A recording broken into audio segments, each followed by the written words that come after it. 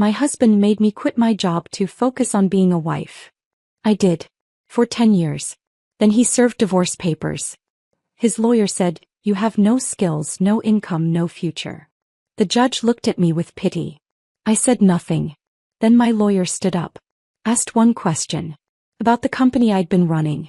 Remotely. For 8 years. "Your Honor, this woman has no skills, no income, no future." His lawyer said it slowly. Deliberately. Like he was explaining something to a child.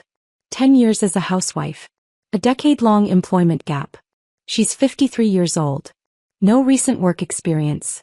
No marketable abilities. The job market has passed her by completely. Before we continue, I want to thank you for being here. We're so close to hitting 100K subscribers.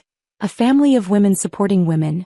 If you believe in second chances and the courage to rebuild, please subscribe. It's free and helps us reach others who need this. Now let's see what happens next. I sat there in that courtroom, hands folded in my lap, and let every word land. Mark sat across from me looking satisfied. Almost smug.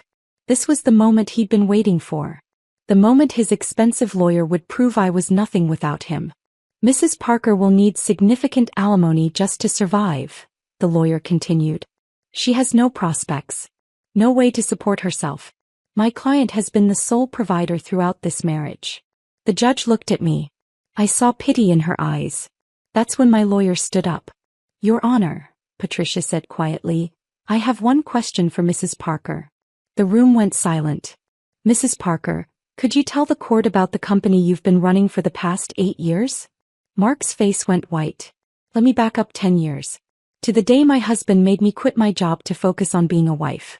The day I became no one. It started with a promotion. His promotion. Mark came home on a Friday afternoon with champagne and that smile he used to give me back when we were happy.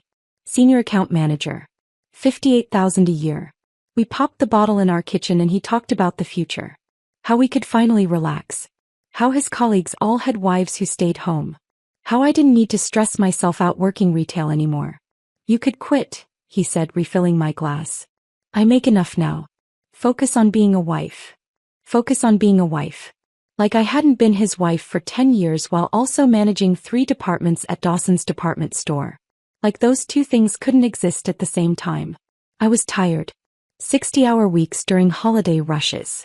Dealing with difficult customers and corporate restructures. Some part of me heard, "You don't need to work," and thought maybe it would be nice to rest. To have time for myself. To not feel exhausted every single day. "Hey," I said. "I'll think about it." "I already told my boss you were quitting," Mark said. Kissed my forehead. They were impressed. Said it showed I had my priorities straight. He'd already told people. Before asking me. Before I'd decided. I gave my notice the following Monday. My assistant manager Denise cried. Just if I was sure. I wasn't sure. But Mark had already made it real by telling other people, and backing out would have made him look bad. So I cleaned out my desk on a Thursday afternoon, turned in my badge and drove home to start my new life as just a wife. The first 6 months were fine. Good even. I deep cleaned closets that hadn't been touched in years. Painted the guest room. Started a garden in our backyard because I needed something to do with my hands. I joined the church women's committee. Volunteered at the library on Tuesday and Thursday afternoons. Mark seemed happier. He'd come home to find dinner ready, the house spotless, me showered and dressed in actual clothes instead of my old work uniform. "This is how it should be," he'd say, kissing my cheek. "This is how it should be." Like before had been wrong somehow. Then the comments started. Small ones. Easy to dismiss if you wanted to pretend everything was fine. "Did you really need to buy the expensive butter?" When I unpacked groceries. "What did you do all day?" When he came home and found me reading on the couch. He started checking the mileage on my car. I didn't notice at first. Then I realized he was writing the numbers down in a little notebook he kept in his nightstand. When I asked why, he said he was just curious where I was going. To the grocery store. The library. Church. That was my entire world now, compressed into 3 locations within a 5-mile radius of our house. He asked for receipts. Every shopping trip. Every purchase. He'd go through them line by line, questioning why I bought this brand instead of that one, why I needed new dish soap when we still had some under the sink. My old work friends stopped calling after Mark made enough comments about them being bad influences, who'd make me miss my stressful old life. Denise invited me to lunch 3 times. I said no twice because Mark needed me home for deliveries. The third time I said yes anyway. Came home to find him waiting. 2.5 hours for lunch? He checked the mileage. What were you really doing? I stopped saying yes after that. By the end of year 2 I didn't recognize myself. I'd gained 23 pounds from stress eating and boredom. My clothes didn't fit right. The professional blazers and slacks I'd worn to work gathered dust in the back of our closet. I wore leggings and Mark's old t-shirts most days because who was going to see me? My hair had gone gray at the temples. I wanted to color it, but Mark controlled our joint account and questioned every expense over $20. Hair color. That's $40. Do you really need it? I'd become invisible. Not just to him. To myself. I'd wake up at 8 or 9, long after he left for work, and stare at our bedroom ceiling. White paint. No cracks. No water stains. Perfect and empty. I'd lie there wondering what I was supposed to do with the next 10 hours. Make another elaborate meal he'd eat without tasting? Vacuum carpets that didn't have footprints because nobody walked on them except me? I'd go to church committee meetings where women discussed bake sale logistics and vacation Bible school planning. Important things. Things that mattered to them. But I'd sit there thinking about the budget projections I used to manage, the staffing decisions, the quarterly reviews. The feeling of solving problems that had actual answers. Some days I'd sit in my car in the grocery store parking lot and cry. Not dramatic sobbing. Just quiet tears running down my face while I gripped the steering wheel and tried to remember who I used to be. I was 51 years old and I felt ancient. Erased. Then Graham died. My grandmother Grace. The woman who'd raised me after my mother left when I was 7. Graham taught me to balance a checkbook and change my own tire and never apologize for existing. The call came on a Thursday afternoon. Quick. She was 87. I stood by her casket at the funeral home in a dress that didn't fit right anymore. I looked at her face and realized she was the last person who'd known me as Sarah Mitchell.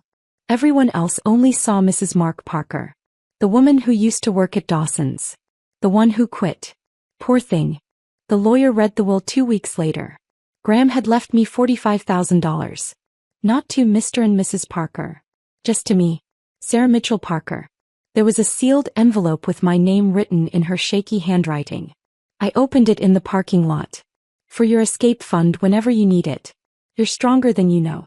Love, Graham. I sat there and felt something crack open inside my chest. Not heartbreak. Something else. Something that had been locked away for 2 years. I drove home. Mark was waiting. He asked about the will. I told him about the money. His eyes lit up like Christmas morning. We should invest it in our future, he said. Put it in our joint account. Maybe remodel the basement. I've been wanting a game room. I smiled. Nodded. Told him I'd think about it. But I wasn't thinking about it. I'd already decided. Graham had given me a door. I just had to figure out how to walk through it without him noticing I was leaving. 3 months after Graham's funeral, I was still carrying that note in my purse. The paper had gone soft from being folded and unfolded so many times. For your escape fund whenever you need it. Some days I'd pull it out while sitting in my car outside the grocery store, reading those words until they blurred. Mark kept asking about the money. When could we access it? Had I talked to the lawyer? What was taking so long? Estate taxes, I told him. Legal paperwork. It's complicated. He'd sigh. Complain about how his mother's estate had been settled in 6 weeks. I'd nod and change the subject and feel the lie sitting heavy in my chest. The truth was I'd already moved Graham's money. Opened a new account at a different bank across town. Used my maiden name. Sarah Mitchell. A name I hadn't used in 12 years. The bank teller had looked at my driver's license, Sarah Mitchell Parker, and asked if I wanted the account under my full legal name. Just Mitchell, I'd said. It's simpler. She'd smiled and processed the paperwork. $45,000 deposited into an account my husband didn't know existed. I told myself I was just keeping it safe. That I'd figure out what to do with it eventually. That I wasn't really lying, just postponing the truth. But I knew better. On a Wednesday morning in late September, I told Mark I was going to a church bake sale planning meeting. He didn't look up from his laptop. Just waved a hand in dismissal. I got in my car and started driving. Not toward the church. Away from our neighborhood. Away from streets where people knew me as Mark's wife. I drove for 40 minutes watching our suburb fade into countryside and then into a small town I'd never been to before. Lubbock. Population 8,000 according to the sign on Route 9. Main Street had the kind of storefronts you see in postcards. Brick buildings, striped awnings, a hardware store with its name painted on the window in gold letters. I parked and walked without knowing where I was going. Just walked. Past a bookstore. A pharmacy. An antique shop with furniture crowding the sidewalk. Then I saw it. Corner Cup Cafe. The name was painted on the window in faded letters. A for sale sign was taped inside, edges curling away from the glass. I stopped walking. Stood there on the sidewalk staring at it. The place looked half dead. Through the grimy window I could see mismatched chairs around small tables. A counter with a coffee machine that looked older than me. Menu boards with prices written in marker that had started to fade and smear. But there was something about the morning light coming through those east-facing windows. Something about the way the door sat slightly crooked in its frame. I pushed the door open. It stuck. I had to push harder and it gave with a scraping sound that probably should have been fixed years ago. A woman looked up from wiping down tables. Late 50s, maybe early 60s. Gray hair pulled back in a ponytail. Tired eyes that had seen too many slow days in a dying business. "We're closing in 10 minutes, she said. Not rude. Just factual. But I can get you coffee if you want. Is this place really for sale?" She set down her rag. Studied me for a moment. "You interested in buying a failing cafe?" "Maybe." She laughed. Not a happy sound. "Owner died 6 months ago. Heart attack right there behind the counter. His kids want to sell. Get it off their hands. They live in Florida. Don't want to deal with it. How much are they asking?" 38,000. For everything. Equipment, lease, business name, whatever inventory's left. She picked up her rag again. "Place hasn't turned a profit in 3 years. You'd be buying a headache." I looked around. Counted 8 tables. The counter had 6 stools, only 4 of them matching. The coffee machine had a crack running down the side. The floor tiles were coming up in the corners. "Can I get that coffee?" I asked. Her name was Rita. She'd worked there for 18 years. Longer than I'd worked at Dawson's. She made me coffee in a chipped mug and didn't charge me for it. We sat at the table by the window and she told me about the place. How it used to be good. How the owner, Jerry, had stopped caring after his wife died. How customers had slowly stopped coming when the quality dropped and nothing got fixed. "Why do you stay?" I asked. Rita shrugged. "Habit, I guess. Don't know what else I'd do. I'm 58. Who's hiring 58-year-old waitresses?" I knew that feeling. That sense of being too old, too far removed, too unemployable. I drove home thinking about those east-facing windows. That crooked door. Rita's tired eyes. Mark came home after 9 that night. Smelled like beer and something sweet. Perfume maybe. He blamed it on happy hour with coworkers. Microwaved the dinner I'd left covered on the stove. Ate it in front of the TV without saying a word to me. I lay in bed that night doing math in my head. 45,000 from Graham.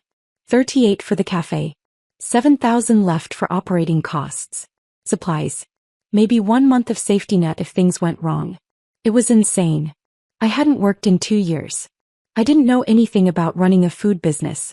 The equipment was old. The location was 40 minutes away. I'd have to lie to Mark every single day.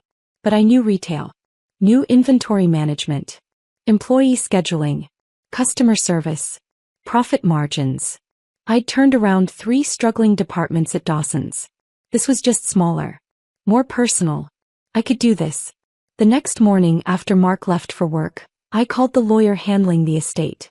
Asked questions. Could I see the books? Was Rita included in the sale? What were the lease terms? The lawyer laughed when I asked about books. "Lady, the old man ran everything on napkins and kept cash in a coffee can. You want to see the books? I can show you a shoebox full of receipts." I bought it anyway. Used my maiden name on all the paperwork. Set up an LLC. Mitchell Enterprises. Had the mail sent to a P.O. box in Millbrook that I rented under the same name. Bought a prepaid phone and hid it in my car, buried under the spare tire in the trunk where Mark would never think to look. The lying got easier with practice. The inheritance was still tied up. Lawyers were slow. These things took time. Mark believed me because I'd never given him reason not to. The hard part was the fear. I told Mark I'd joined an early morning prayer group at church. Tuesdays and Thursdays at 5 a.m. He barely looked up from his laptop when I said it. Didn't ask which church or who led the group or why I'd suddenly gotten religious at dawn. The first morning I drove to Millbrook to open the cafe, my hands shook so hard on the steering wheel I almost turned back. It was 4 a.m. Still dark. The roads were empty. I felt like a criminal. Like someone would see me and know I was lying. No, I was sneaking around. No, I wasn't the obedient wife Mark had spent 2 years creating. Rita was already there when I pulled into the parking lot. Standing by her car with 2 coffee cups from the gas station down the street. She looked at me for a long moment. Then she walked over and handed me one of the cups. "You're really doing this," she said. Not a question. I nodded. Couldn't quite speak yet. "Okay then." She pulled out a set of keys. "Let's get started." We went inside together. Rita showed me how everything worked. The coffee maker needed 3 taps on the left side to start brewing. Had to be exactly 3. 2 didn't work. 4 made it overflow. The sandwich press only heated properly if you held the handle down for the first 30 seconds. The cash register stuck on the number 7 every single time. "Jerry kept meaning to fix that," Rita said. "Never got around to it." The place was falling apart. The walk-in cooler made a grinding sound. The bathroom door didn't latch properly. Half the light bulbs were burned out. But it was mine. For the first time in 2 years I had something that belonged to me. Not to Mark. Not to us. To me. Rita didn't ask why I was using my maiden name. Didn't ask why I jumped every time the door chimed. Didn't ask why I kept checking my phone like I was expecting bad news. She just said, "We open in 20 minutes. You know how to make a latte?" I didn't. He taught me. By 9:30 that morning, I'd served 42 customers. Burned my hand twice on the steam wand. Forgotten someone's order and had to remake their sandwich. Said, "I'm sorry" more times than I could count. But I'd done it. I'd opened a business. Run a shift. Made it through. I drove home with burns on my hands and coffee stains on my shirt and my heart beating fast with something that felt like hope. Mark was still asleep when I got there. Mark was in the shower when I came through the door that first morning. I could hear the water running upstairs. Smell his cologne mixing with steam. I'd been awake for 5.5 hours. My hands smelled like coffee grounds and had 2 fresh burns from the steam wand. My back ached from being on my feet since 4:30. I was exhausted and exhilarated and terrified all at once. I changed my shirt in the laundry room. Stuffed the coffee-stained one in the bottom of the hamper. Washed my hands twice to get the smell out.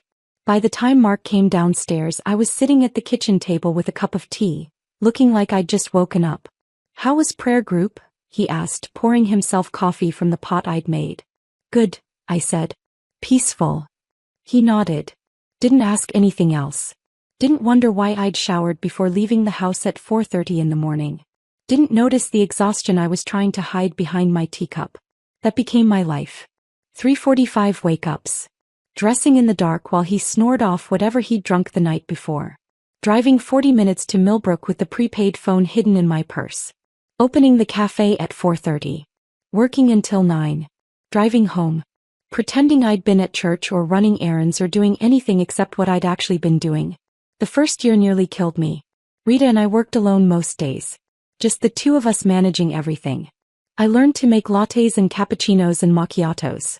Learned which customers wanted to chat and which ones wanted to be left alone with their coffee. Learned to prep sandwich ingredients so we wouldn't run out during the lunch rush. Learned to work the ancient cash register that still stuck on the number 7. Our morning regulars became familiar faces. Construction workers who came in at 5 for coffee before heading to job sites. Nurses finishing night shifts at the county hospital, looking exhausted in their scrubs. Truck drivers passing through on Route 9 who said our coffee was better than the chain places. There was Frank, a 68-year-old retired mechanic who came in every morning at 6. He told me once that my coffee was better than his ex-wife's, and I could tell he meant it as the highest compliment he could give. There was Linda, a hospice nurse who worked overnight and stopped in at 7:30 on her way home. She always ordered the same thing. Large coffee, light and sweet, and a blueberry muffin. There was David, who drove trucks and knew our hours because he'd pass through Millbrook every Tuesday and Thursday around 5:15. They started calling me Ms. Mitchell, asking how my day was going, telling me about their lives. I was someone again. Not just Mark's wife. Not just the woman who used to work at Dawson's. I was Ms. Mitchell, who ran the cafe and remembered your order and asked about your sick dog. The cafe made maybe $300 on a good day that first year. After paying Rita, restocking supplies, and covering the lease, I'd clear $50 profit if I was lucky. Some days we lost money. Some days I'd drive home wondering if I'd made a terrible mistake. But I kept going. Mark noticed I was losing weight. Mentioned it one night over dinner. "You look good," he said. "Different." I did look different. The early mornings and physical work had stripped away the weight I'd gained. I was sleeping better despite the exhaustion. Had color in my face again. "Must be all that volunteering," I said. He nodded. Went back to his food. What he didn't notice was that I was waking up at 3:45 every morning. That I was gone before dawn. That I came home smelling like coffee even though I'd changed my shirt and washed my hands. He didn't notice because he'd started staying out later. Coming home after 10, sometimes after 11. Smelling like cigarette smoke and something sweet I couldn't quite identify. When I asked where he'd been, he'd say happy hour with coworkers. Office thing. You wouldn't understand. I stopped asking. Instead, I started checking our joint account. Not every day. Just occasionally. Carefully. Making sure to clear the browser history after. That's when I saw the withdrawals. $1,500. $3,000. $2,500. Always in round numbers. Always with no explanation. One night I asked him about it. Kept my voice casual. Light. I noticed some money came out of our savings. What was that for? His face changed. Got hard in a way I wasn't used to seeing. Investment opportunities through the office, he said. You wouldn't understand the details. I'd like to understand. Sarah. He said my name like a warning. I'm the one who works. I'm the one who makes the money. I think I can decide how to invest it without getting permission from someone who hasn't had a job in 3 years. I didn't say anything. Just nodded. Let it drop. But I started keeping records. A little notebook hidden in my car. Every withdrawal he made, I wrote it down. Date. Amount. His excuse if he gave one. $15,000 disappeared that first year. $15,000 from our joint savings while I was working 80-hour weeks to build something he knew nothing about. I said nothing. What could I say without revealing I was checking the accounts? Without explaining why I wasn't panicking about money when I supposedly had no income? The secret I was keeping had walls built from other secrets. Month 14, I hired my first employee besides Rita. Her name was Jasmine. 29 years old with a 3-year-old daughter. She came in for the interview wearing jeans that had been washed so many times they were nearly white. Shirt with a small stain on the collar she tried to hide with a cardigan. She sat across from me at one of the cafe tables and her hands shook when she filled out the application. I haven't worked in 4 years, she said. My ex said he'd support us. Then he left. Stopped paying child support. I've been applying everywhere but nobody calls back. I looked at her application. High school diploma. Some community college. Previous experience as a waitress before her daughter was born. When can you start? I asked. She blinked. You're hiring me? $12 an hour. Tips split evenly between everyone working that shift. Can you do mornings? 6 to noon. She started crying. Right there at the table. Said yes through the tears. Said thank you about 15 times. Rita took her under her wing the way she'd taken me. Taught her the systems. Showed her how to handle the difficult customers with grace. Jasmine was good. Fast learner. Kind to people. Her daughter's daycare was 2 blocks away, so she could walk there after her shift. Then came Bobby. 42 years old. Line cook. Came in asking if we were hiring and I almost said no because we didn't really need anyone else yet. Then he mentioned he'd just gotten out. 3 years for possession. Couldn't find work anywhere because of his record. I can cook, he said. I'm good at it. I just need someone to give me a chance. I hired him for kitchen work. $10 an hour to start. He showed up 15 minutes early to every single shift. Never complained. Made breakfast sandwiches that were so good people started coming in just for those. Maria came next. 52 years old. From Guatemala. Her English was rough but her baking was perfect. She made bread the way Graham used to, by feel not measuring. He had 3 kids. Husband had left her 6 months earlier. Disappeared back to Guatemala and left her with nothing. These people became my family. My real family. The ones who understood what it meant to rebuild yourself from nothing. They figured out pretty quickly that something wasn't normal about my situation. The way I jumped every time the door chimed. How I never answered my personal phone in front of them. The fact that I insisted they call me Ms. Mitchell, never Sarah. Rita pulled me aside one morning during a slow period. "Honey," she said quietly, "I don't need to know your business. But we've got your back. Whatever you're running from or hiding from, you're safe here." I almost cried. Instead, I just nodded and went back to wiping down tables. By the end of year 2, the cafe was actually making money. Real money. I'd repainted the walls a warm cream color. Replaced the broken equipment. Updated the menu with items Bobby suggested. Fixed the bathroom door and the grinding walk-in cooler and even the cash register that stuck on 7. We were making $700 on weekdays. $1,000 on Saturdays. After expenses and payroll and everything else, I was clearing $6,000 a month. That's when I started looking at the second location. Another failing cafe in Millbrook. Owner was retiring. Wanted $18,000 for it. I had $22,000 in my business account by then. Rita said I was crazy to expand so fast. "You're barely 2 years in," she said. "You should wait. Build up more savings." But I'd spent 12 years in retail management. I knew how to scale. Knew when to grow. I bought it. Put Jasmine in charge. She cried again when I told her. Within 6 months, both locations were profitable. I was making more money than I'd ever made at Dawson's. More than Mark made in his fancy account manager job. And he had no idea. He thought I was volunteering at church. Doing book club on Thursday nights. Maybe running errands. He had no idea I was running 2 businesses 40 minutes away in a town where nobody knew Mrs. Mark Parker existed. By year 7, I'd opened 4 locations.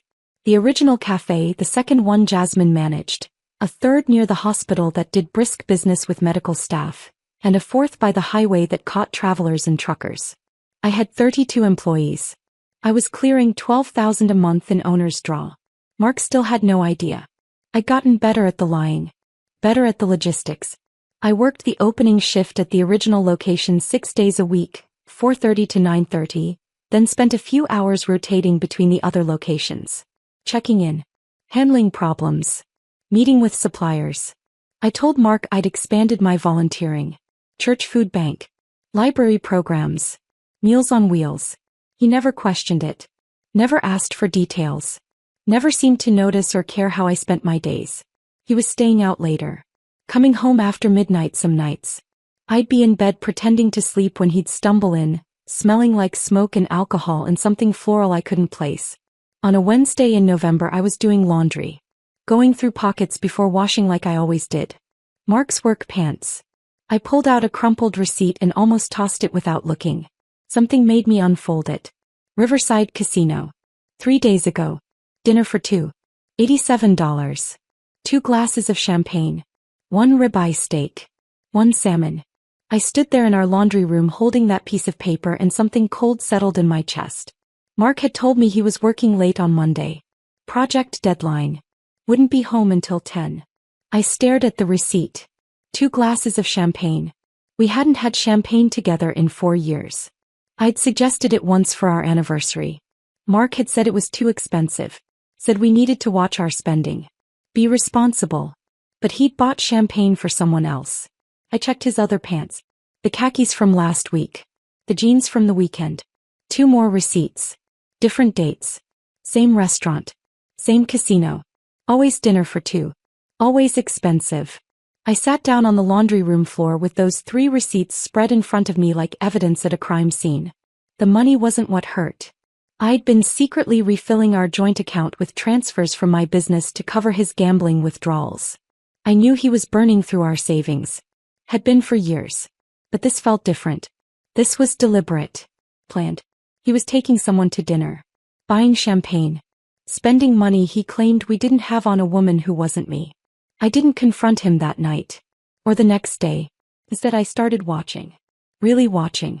He'd come home and shower immediately. Even on nights when he claimed he'd been at the office. Who showers after sitting at a desk? There was new cologne in our bathroom cabinet. Expensive stuff. I'd never bought it. When I asked him about it, he said it was a gift from a coworker. For his birthday. His birthday had been 6 months ago. He'd started using breath mints. Kept a tin in his car. Another in his jacket pocket. Mark had never cared about his breath before. Now he was 54 years old and suddenly worried about it. The pieces were all there. I'd just been too busy building my businesses to put them together. 2 weeks after I found the receipts, I checked our joint account. Another withdrawal. $22,000. Gone. In one transaction. I sat at my kitchen table staring at the screen on my laptop. $22,000. Our savings was almost empty now. When Mark came home that evening, I kept my voice calm. Light. Casual. I saw a withdrawal from our savings. $22,000. What was that for? His face changed. Got red. Angry. My mother needs emergency surgery, he snapped. How dare you question me about taking care of my own mother? Do you think I'm lying to you? I said nothing. Just looked at him. I can't believe you'd make this about money, he continued. My mother is sick and you're worried about the account balance. That's unbelievable, Sarah. Really unbelievable. I'm sorry, I said quietly. You're right. I shouldn't have asked. He nodded. Accepted my apology like it was his due. Went upstairs to change for dinner. I sat there at the kitchen table. His mother had been dead for 6 years. Died of pneumonia in a nursing home in Florida. We'd gone to the funeral together. He was lying to my face and didn't even care enough to make it believable anymore. I went upstairs. Sat on the edge of our bed. Thought about 7 years of waking up at 3:45. 7 years of burns on my hands and aching feet and pretending to be someone I wasn't. 7 years of building something while he destroyed everything. The next morning at the cafe, Rita took one look at my face and poured me coffee without asking. Added extra cream the way I liked it. Set it in front of me and squeezed my shoulder. You okay, honey? I nodded. Couldn't quite speak yet. She didn't push. Just went back to prepping for the morning rush. That's when I decided I needed to know for sure. Not a private investigator. I couldn't afford that. Couldn't risk the paper trail. Couldn't have Mark finding out I was checking on him.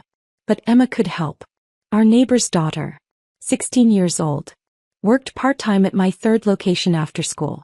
Sweet kid. Good grades. Saving for college. I'd written her a reference letter for her applications. She called me Aunt Sarah when her parents weren't around. One afternoon during her shift, I asked her casually about the neighborhood. If she'd seen Mr. Parker much lately. She got quiet. Looked down at the register she was restocking with receipt paper. Ms. Mitchell, she said carefully, there's something I should probably tell you. She pulled out her phone. Opened her photos. Showed me. Mark's car in our driveway on a Thursday afternoon. 2:15 p.m. When he should have been at work. A woman getting into the passenger seat. Blonde hair. Young. Maybe early 30s. Another photo. Same woman leaving our house 2 hours later. 3 more photos. Different days. Same pattern. I wasn't trying to spy, Emma said quickly. But I walk home from school past your house and I kept seeing her. And I thought you should know. In case you didn't know. I'm sorry. I looked at those photos. This girl had been documenting my husband's affair for 3 months. Taking pictures because she thought I should know. Because she cared enough to protect me. Thank you, I managed to say. Can you send these to me? She did. To my business phone. The prepaid one Mark didn't know existed. That night I waited until Mark was in the shower. Went through his phone. The password was still my birthday. Had been for 12 years. I opened his messages. Hundreds of texts from a contact saved as Br. Brittany, I assumed. I scrolled through them. Didn't read every word. Couldn't. But I read enough. Plans to leave me. Discussions about timing. About how much money he'd get in the divorce. She's so boring, Brittany had written. She doesn't even have a job. What does she do all day? Mark's response, I know.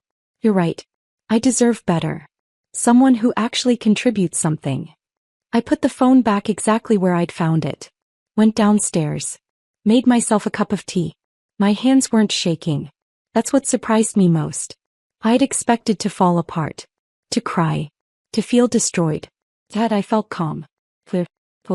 I'd spent 7 years building something while he destroyed everything we had. 7 years being afraid of losing him, losing our life, losing my security. But sitting there in our kitchen at 11 o'clock at night, I realized something. I had nothing left to lose.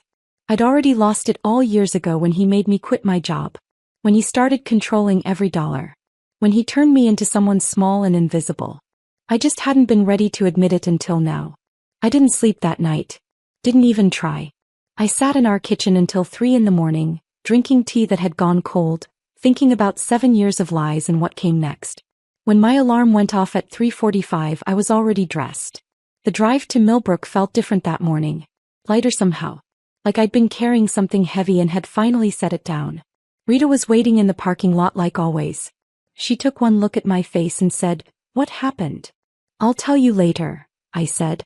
"Let's just get through the morning rush first." We opened at 4:30. Served the usual crowd. Frank with his black coffee and newspaper. Linda the night nurse with her light and sweet and blueberry muffin. David the truck driver passing through on his Tuesday route. Normal. Everything was normal except nothing would ever be normal again. By 9:30 the morning rush had cleared. Rita poured us both coffee and sat across from me at the corner table. "Talk," she said. I told her everything. The receipts. The photos Emma had taken. Going through Mark's phone. The text messages. Brittany. Rita listened without interrupting. When I finished, she reached across the table and squeezed my hand. "Good riddance," she said simply. I almost laughed. "That's it? That's your advice? Honey, I watched you build this place from nothing. Watched you work yourself half to death while that man sat at home doing nothing. You don't need advice. You already know what you're going to do." He was right. I did know. The divorce papers arrived on a Monday morning in March. 3 weeks after I'd found the receipts. 2 weeks after Emma showed me the photos. I'd just gotten home from my opening shift. Still had coffee stains on my fingers. I was pulling into our driveway when a man in a polo shirt walked up to my car window. "Sarah Parker?" "Yes. You've been served." He handed me a manila envelope. Waited while I signed his clipboard. Then he got back in his car and drove away. I sat there in my driveway and opened the envelope. Petition for dissolution of marriage. I read through the paperwork slowly. Mark was asking for the house. Both cars. Half of any retirement accounts or hidden assets. And alimony. Alimony. From me. From the woman he thought had been sitting home doing nothing for 10 years. His lawyer had included a statement. I read it twice to make sure I wasn't misunderstanding. Mrs. Parker has been voluntarily unemployed for a decade. She has no marketable skills or employment prospects. She is financially dependent and incapable of self-support. Given her age and extended absence from the workforce, she will require significant spousal support to maintain even a minimal standard of living. I sat there in my car and started laughing. I couldn't help it. The irony was so perfect it was almost beautiful. Mark thought I was unemployable. Thought I was helpless. Thought I'd been doing nothing for 10 years while he supported us. I laughed until tears ran down my face. Mark came home 2 hours later. I was sitting at the kitchen table with the papers spread in front of me. He walked in looking nervous. Guilty. Like a kid caught doing something wrong. "Sarah," he started. "I'm sorry you had to find out this way. Not sorry for cheating. Not sorry for lying. Not sorry for the affair or the gambling or any of it. Just sorry I'd found out through legal papers instead of him telling me himself. I think this is best for both of us," he continued when I didn't say anything. "We've grown apart. You deserve someone who can make you happy." I almost laughed again. He was using therapy language. Making it sound mutual. Like we'd both decided this together. "When are you moving out?" I asked. He looked relieved. "This week. I've already started packing. I'll get the rest of my stuff over the next few days." "Where are you going?" "Staying with a friend. Until we figure everything out." "A friend. Right." He moved out on Thursday. Packed his clothes and his golf clubs and the TV from the living room. I helped him carry boxes to his car. Didn't fight. Didn't cry. Didn't beg him to stay. He seemed almost giddy with how easy I was making it. "We can be adults about this," he said, loading the last box into his trunk. Split things fairly. No reason to make it ugly. Whatever you think is fair, I said. He smiled. Actually smiled. Then he kissed my forehead like I was a child. You'll be okay, he said. Maybe you can get a job at Target or something. Get back on your feet. I watched him drive away. Stood in our driveway until his car disappeared around the corner. Then I went inside and called Patricia Chin. Patricia was 63 years old. Sharp-eyed and sharp-tongued. Her daughter Amy worked at my fourth location. Had been working there for 8 months. Amy had mentioned once that her mother was a lawyer who specialized in family law. I'd filed that information away without thinking much about it. Now I needed it. Patricia answered on the second ring. This is Patricia. Miss Chin, this is Sarah Mitchell. Amy's boss from the cafe. I need a lawyer. There was a pause. What kind of lawyer? Divorce. Come to my office. 2 o'clock today. Bring the papers. She took my case after hearing 5 minutes of the story. Said she'd seen men like Mark before. Said she'd handled her own ugly divorce 15 years ago and knew exactly how this would play out. He thinks you're helpless, she said, reading through Mark's filing. His lawyer thinks you're helpless. They're going to push for a quick settlement. Pressure you to take whatever they offer because they think you're desperate. I'm not desperate. No, Patricia said, looking up at me with something like respect. I don't think you are. A week later, Patricia came to Millbrook. Said she wanted to see my businesses. Understand exactly what we were working with. I took her to all 4 locations. The original cafe where Rita was managing the lunch rush. The second location where Jasmine had just hired 2 new employees. The third near the hospital that was doing steady business. The fourth by the highway where Bobby was training a new cook. Patricia met everyone. Rita gave her coffee and a cinnamon roll that made her close her eyes and make a sound of appreciation. Jasmine showed her the employee schedule she'd designed on spreadsheet software she'd taught herself. Bobby made her a breakfast sandwich that was so good she asked for the recipe. Maria hugged her without asking permission. Patricia took notes. Asked questions. Looked at everything with the eye of someone who knew what mattered. Afterward we sat in my office. A tiny room behind the original cafe with a desk I'd bought at a yard sale for $40 and a filing cabinet that didn't quite close right. Here's what's going to happen, Patricia said. His lawyer is going to paint you as helpless. They're going to argue you need support. Need help. Can't survive without your husband.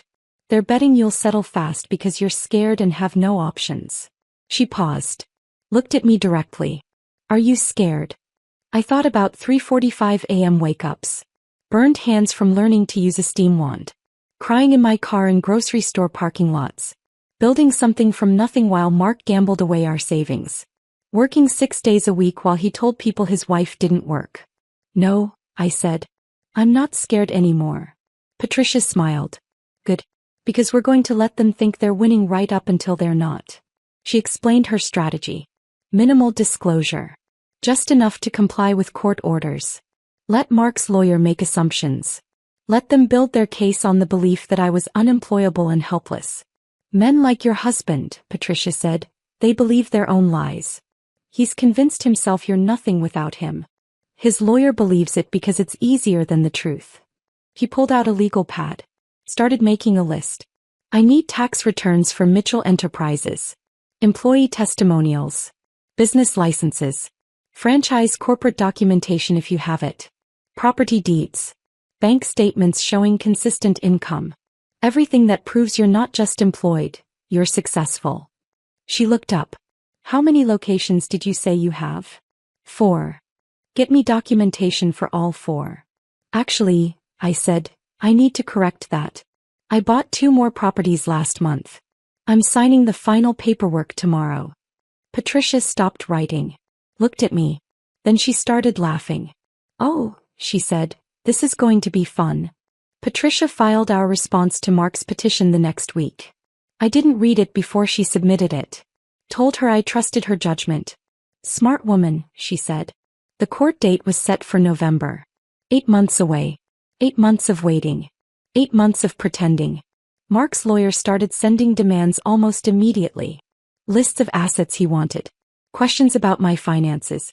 Requests for bank statements and employment history and anything else they could think of. Patricia would read them at her desk while I sat across from her and she'd laugh. "Listen to this one," she said during one of our meetings. "They want documentation of any income you've received in the past 10 years. Any employment. Any business ventures." What do we tell them? The truth.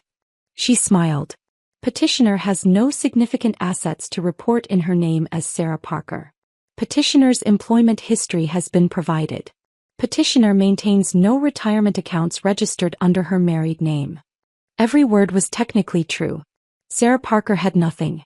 Sarah Mitchell had 6 cafe locations and a healthy bank account and more employees than Mark had ever managed. "Won't they figure it out?" I asked. "Eventually, yes. In court. When it's too late for them to change strategy." Patricia leaned back in her chair. "Right now they're operating on assumptions. We're not going to correct those assumptions until we absolutely have to." Meanwhile, Mark was living his best life. At least that's what it looked like on social media. I didn't follow him. Didn't follow Brittany either.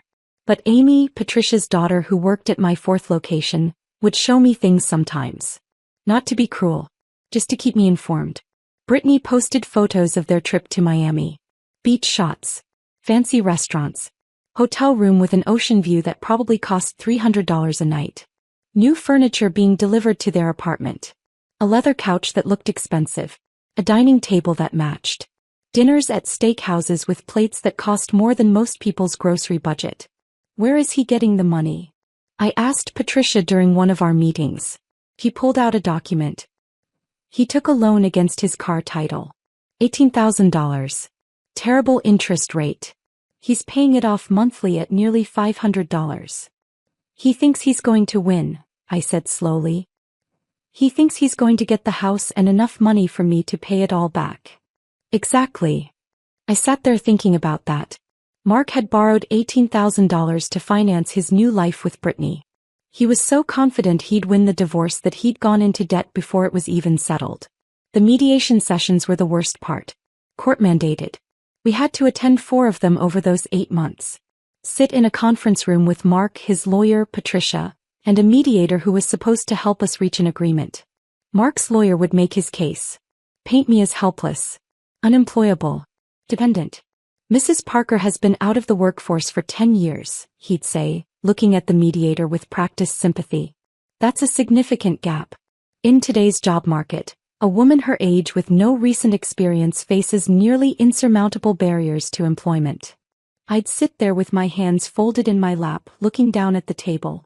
"We understand this is difficult," he'd continue. "But with some retraining, perhaps community college courses, Mrs. Parker might find entry-level employment. Retail perhaps. Food service. Something to help her get back on her feet." Patricia would kick me under the table when my face showed too much amusement. I'd rearrange my expression. "Look worried." "Yes," I'd say quietly when asked. "It has been a long time. I am worried about my future." Mark would look at me with something between pity and contempt. Like I was a problem he was trying to solve as kindly as possible. The mediator would suggest compromises. Maybe Mark could keep the house but pay me a small settlement. Maybe I could take one car and he'd take the other. Maybe alimony for just 2 years instead of 5. Patricia would say we'd consider it. Take the proposals back to me. Think it over. We never accepted any of them. After the second mediation session, Patricia and I walked to our cars together. She was shaking her head. "You're enjoying this too much," she said. "Am I?" "Yes. I saw you trying not to smile when his lawyer called you unemployable." I had been trying not to smile. There was something darkly satisfying about watching them underestimate me so completely. About knowing what was coming and knowing they had no idea. But there were other nights. Nights when the satisfaction faded and I'd lie awake wondering if I was becoming like Mark. Keeping this secret made me just as much a liar as he was. I told Rita about it one morning during a slow period at the cafe. "Don't you dare feel guilty," she said immediately. Her voice was sharp, firm. "You didn't hide this business to hurt him. You hid it to survive him. But I'm lying to the court, to his lawyer, to everyone." "No." Rita set down the cloth she'd been using to wipe tables. "You're protecting yourself. That's different. I lost everything in my divorce 20 years ago. Everything. My ex hid assets, lied to the judge, made me look like the villain. I had to start over at 40 with nothing. You're not doing what he did. You built something while he was destroying everything. Those aren't the same thing. Jasmine said something similar when I mentioned it to her. She'd been restocking supplies in the back when I came in looking rough after a particularly bad mediation session. You did what you had to do, she said simply. That's not the same as what he did. I left my ex with $32 and my daughter. Slept in my car for 2 weeks. Nobody calls that lying. They call it surviving. But Bobby surprised me most. He pulled me aside one afternoon during a quiet shift. We were the only ones in the cafe besides one customer reading a book in the corner. Ms. Mitchell, he said quietly, I've lied to a lot of people in my life. For drugs. For money. For stupid reasons I'm not proud of. I spent 3 years in prison because of choices I made. I nodded. Waited for him to continue. But I never lied to protect myself from someone who was supposed to love me. What you did. That's not lying. That's survival. There's a difference. Coming from Bobby who'd paid dearly for his mistakes, it meant something. Month 6 brought a crisis I hadn't anticipated. A man walked into my cafe on a Tuesday morning. I was behind the counter helping with the morning rush because one of our regular staff had called in sick. I looked up to take his order and my stomach dropped. Dirk. Mark's coworker. I'd met him twice. Once at a company picnic years ago. Once at a barbecue at our house. Our eyes met. I saw recognition flash across his face. His mouth started to open. Rita moved faster than I'd ever seen her move. She stepped between us, blocking his view of me, her voice loud and cheerful. I'm sorry, sir, but Ms. Mitchell is handling a private business call.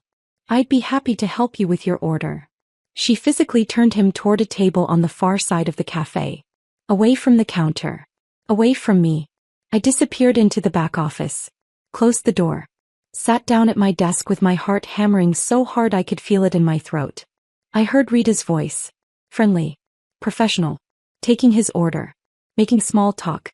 After what felt like hours but was probably 10 minutes, she came to find me. He's gone, she said. Didn't see you. I made sure of it. Are you certain? Positive. Kept myself between you and him the whole time.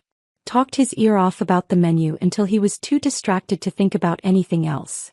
I sat there trying to breathe normally. That had been close. Too close. If Derek had recognized me and mentioned it to Mark, everything would have fallen apart. The secret would have been out before the court date. Mark would have had time to prepare. His lawyer would have had time to change strategy. That night, after closing the cafe, I sat in my car in the empty parking lot and called Patricia. I'm ready, I said. Let's finish this. The court date is still 3 months away. I know. But I'm ready. I'm done hiding. Done pretending. Done waiting for him to figure it out. Patricia was quiet for a moment. Okay, she said finally. Let's finish this. The final 3 months passed in a blur of preparation. Patricia and I met twice a week, going over documents, rehearsing questions, building our case piece by piece. Don't volunteer information, she'd remind me. Answer only what's asked. Keep your voice steady. Look at the judge, not at Mark. The night before the hearing I couldn't sleep. Lay in bed in the house that would soon not be mine, staring at the ceiling, thinking about 10 years of marriage. 8 years of secrets. One day to end it all. I got up at 3:45 out of habit. Made coffee. Sat at the kitchen table in the dark. At 5 my phone buzzed. A text from Rita. We're all with you today. You've got this. Another from Jasmine. Kick his butt, boss. Bobby sent a photo of a breakfast sandwich with a note. Made this thinking of you. Go show them who you are. Maria sent a prayer in Spanish I had to use a translator to read. I got dressed carefully. Not in my usual jeans and cafe t-shirt. In a navy dress Jasmine had lent me. Simple. Plain. No jewelry except my wedding ring, which I'd kept wearing through everything because Patricia said it would look better in court. Low heels that hurt my feet. Hair pulled back in a bun. No makeup. I looked in the mirror and barely recognized myself. I looked tired. Older. Exactly like what Mark's lawyer would expect. Perfect. The courthouse was downtown. 40 minutes from Millbrook. I got there 30 minutes early and sat in my car, breathing slowly, trying to calm my racing heart. Patricia met me at the entrance. She was wearing a sharp gray suit and carrying a leather briefcase that looked expensive.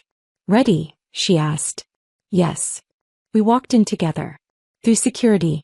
Up the elevator. Down a hallway that smelled like floor polish and old coffee. The courtroom was smaller than I'd expected. Beige walls. Fluorescent lights humming overhead. Wooden benches that looked uncomfortable. Mark was already there. Sitting on the left side with his lawyer. He was wearing a new suit. Dark blue. Probably cost $500 he didn't have. Brittany was in the back row. Blonde hair styled perfectly. Dressed too tight and too young for a courtroom. She kept touching her hair and smiling at Mark. I sat down next to Patricia on the right side. Folded my hands in my lap. Didn't look at Mark. The judge came in a few minutes later. A woman in her early 60s. Reading glasses on a chain around her neck. Gray hair cut short. Face that said she'd heard every lie people could tell and didn't believe any of them. All rise for the Honorable Judge Morrison, the bailiff said. We all stood. Sat back down when she gestured for us to. Judge Morrison looked at the papers in front of her. Looked at Mark. Looked at me. We're here for the dissolution of marriage between Mark Parker and Sarah Parker, she said. Her voice was flat. Professional. Like she did this 20 times a week. Mr. Parker, your attorney may proceed. Mark's lawyer stood up. Richard something. I'd heard his name but hadn't bothered to remember it. He was tall. Silver hair. Expensive suit. Smile that probably worked on most people. Your Honor, he began, this is a straightforward case.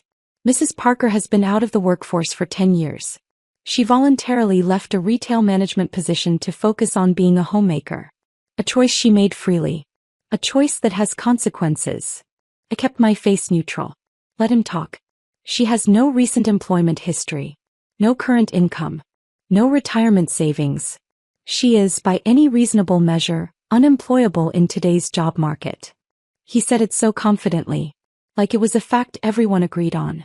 A woman of 53 with a decade-long gap in her resume faces nearly insurmountable barriers to employment. My client, Mr. Parker, has been the sole financial provider throughout this marriage. He's maintained steady employment. Paid the mortgage. Covered all household expenses. I watched Judge Morrison. Her face didn't change. Just listened. Took notes. Mrs. Parker has contributed nothing financially, Richard continued. In fact, she spent considerable money from their joint accounts on personal expenses we're still attempting to document. He looked at me when he said it. Like I was some kind of frivolous spender who'd blown our savings on shoes and purses. I said nothing. Just sat there. Mr. Parker is requesting an equitable division of assets, Richard said. Which, given Mrs. Parker's complete lack of financial contribution, means she should receive minimal settlement. Perhaps enough to get her through 6 months while she seeks employment. Entry-level retail. Food service. Anything to help her rebuild basic work skills. Entry-level retail. Like I hadn't managed 3 departments and 42 employees before Mark made me quit. Your Honor, this is simply a matter of practical reality. Mrs. Parker needs to face facts. She has no skills. No income. No future prospects. The sooner she accepts this and agrees to reasonable terms, the sooner both parties can move forward with their lives. He sat down. Looked pleased with himself. Mark nodded along. Looked at me with something between pity and contempt. Brittany was smiling in the back row. Judge Morrison made another note. Looked up at Patricia. Counsel for Mrs. Parker? Patricia stood slowly. She's not a tall woman. 5'4" maybe. But something about the way she moved made the room feel smaller. Your Honor, she said, her voice calm and clear, I have just one question for Mrs. Parker. Judge Morrison nodded. Proceed. Patricia turned to me. Our eyes met. This was it. 8 years of secrets. 8 months of preparation. One moment to change everything. Mrs. Parker, she said, could you tell the court about Corner Cup Cafe? The room went very quiet. I could feel Mark's confusion from across the aisle. Heard Brittany shift in her seat behind him. I stood up. Smoothed down the borrowed dress. Looked directly at Judge Morrison. Your Honor, I own and operate Corner Cup Cafe. It's a coffee and sandwich shop in Millbrook, about 40 minutes from here. Mark's lawyer started to say something. Judge Morrison held up her hand. Stopped him. Continue, Mrs. Parker, she said. I purchased the cafe 8 years ago using a small inheritance from my grandmother. $45,000. It was failing when I bought it. Nearly bankrupt. I turned it around within 18 months. Made it profitable. I could see Mark's face from the corner of my eye. He'd gone pale. I've since expanded to 6 locations across 3 counties. Lubbock, Riverside, Hartfield. Each location profitable. Each one built through careful reinvestment of earnings. My voice was steady. Clear. This was the easy part. I was just telling the truth. I currently employ 47 people. Full-time and part-time staff. Many of them are women rebuilding their lives. Starting over. Getting second chances. Judge Morrison was leaning forward slightly. Paying attention. Last year my businesses generated $180,000 in owner's draw for me personally. That's after all expenses. Food, supplies, rent, everything. Richard was shuffling papers frantically. Looking for something he wasn't going to find. I also own 2 commercial properties. The buildings that house my 4th and 5th locations. Purchased with business profits. Valued at approximately $400,000 combined. I paused. Took a breath. I work opening shifts 6 days a week. 4:30 in the morning until 9. Sometimes longer when we're short-staffed or training new employees. I've been doing this for 8 years. I finally looked at Mark. His face had gone from pale to gray. His mouth was slightly open. I've never missed a mortgage payment on our house, I said, still looking at him. In fact, for the last 4 years, my income has been supplementing our joint account. Covering withdrawals my husband made. $45,000 total. The exact amount of my inheritance. Money he spent on gambling losses and his affair. Brittany stood up in the back row. Walked out. I heard the courtroom door close behind her. Mark didn't even notice she'd left. Patricia stood and pulled documents from her briefcase. Thick folders. Years of careful record-keeping. Your Honor, I'd like to submit evidence supporting Mrs. Parker's testimony. She handed the first folder to the bailiff, who passed it to Judge Morrison. Tax returns. 8 years of them. Showing consistent business income under Mitchell Enterprises, LLC. Employee testimonials. Letters from Rita, Jasmine, Bobby, Maria, and 15 others. Talking about Ms. Mitchell, who gave them jobs when nobody else would. Who paid fair wages. Who treated them like family. Health inspection reports. All 6 locations. All passing. All signed by Sarah Mitchell as owner-operator. Business licenses. Proper documentation filed with the state. Everything legal. Everything transparent. Property deeds for the 2 commercial buildings I owned. Bank statements showing the growth of my business accounts. The consistent deposits. The careful management. And finally, a letter from the franchise corporate office. Congratulating me on being named Franchisee of the Year for exceptional business turnaround and community impact. Judge Morrison read through everything slowly. Mark's lawyer kept trying to interrupt. She'd hold up one finger. Keep reading. When she finished, she looked up at Richard. Counsel, you were saying Mrs. Parker has hidden assets? Richard stood quickly. Your Honor, these documents show clear deception. Mrs. Parker deliberately concealed. Every business document was filed properly with the state, Patricia interrupted calmly. Under Mrs. Parker's legal maiden name, which she has every right to use. All taxes were paid. All business dealings were completely legitimate and transparent. But she never told my client. The only thing Mrs. Parker hid, Patricia said, her voice sharp now, was her business from a husband who'd proven himself untrustworthy with money. She pulled out another document. Bank statements for our joint account. Your Honor, over the past 8 years Mr. Parker withdrew $45,000 from their joint account. The exact amount of Mrs. Parker's inheritance from her grandmother. He spent it on gambling losses and funding an extramarital affair. Meanwhile, Mrs. Parker was actually depositing money into that same account from her business earnings to keep their household afloat and prevent their mortgage from defaulting. He let that sink in. Mr. Parker has already taken his share. Every penny Mrs. Parker earned through her business was kept completely separate from marital assets. Judge Morrison looked at Richard. Does your client have anything else to present? Richard looked at Mark. Mark looked like he might be sick. No, Your Honor, Richard said quietly. Judge Morrison took off her reading glasses. Set them on her papers. Looked at Mark for a long moment. Mr. Parker, your wife spent 8 years working 80-hour weeks to build a successful business while you gambled away your family's savings and pursued an extramarital affair. Mark started to speak. She held up her hand. The fact that you didn't know about her business speaks to your lack of attention, not her lack of transparency. This court finds that you've already received more than your fair share of marital assets through your systematic depletion of joint accounts. She picked up her pen. Started writing. Mr. Parker will receive his personal belongings, his vehicle, and half of his retirement account that he hasn't already borrowed against. Mrs. Parker will retain the marital home, all business assets, all business-related properties, and all business accounts. No alimony will be awarded to either party. Mark's face went red. Your Honor, that's not. Consider yourself fortunate this ruling isn't worse. Judge Morrison's voice was ice. We're done here. She stood. Left through the door behind the bench. I sat there for a moment, not quite believing it was over. Patricia squeezed my arm. Congratulations. I walked out of that courtroom on shaking legs. Patricia beside me. Through the doors into the hallway. And there they were. Rita, Jasmine, Bobby, and Maria. Standing together near the elevators. They'd driven up together.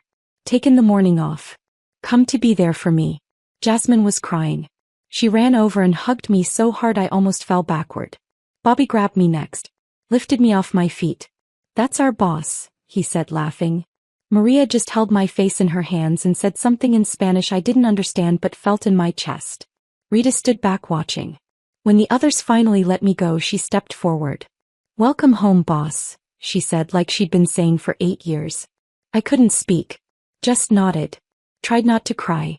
We stood there in that courthouse hallway, the 5 of us, until Patricia said she needed to file some paperwork and I should go home. Rest. Let it all sink in. But I didn't get to leave yet. Because Mark found me in the parking lot 20 minutes later. I was walking to my car with Rita and the others when I heard my name. Sarah. I turned. He was standing by his car. Brittany wasn't with him. I'd seen her leave during the hearing. Walk right past the courthouse windows. Didn't even wait to hear the outcome. I'll wait in the car, Rita said quietly.